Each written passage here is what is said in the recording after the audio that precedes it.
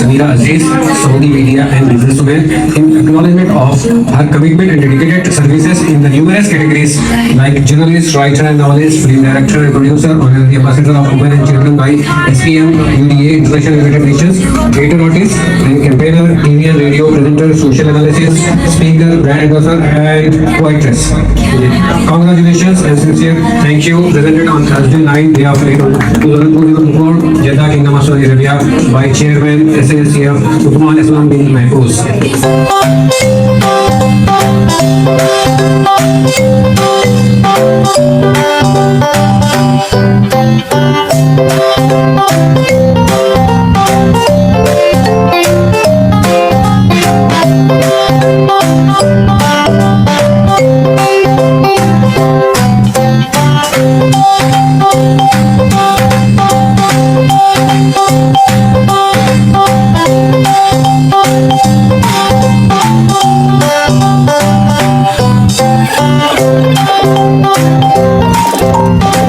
जो भी जाता है लौट आता है, जो भी जाता है लौट आता है।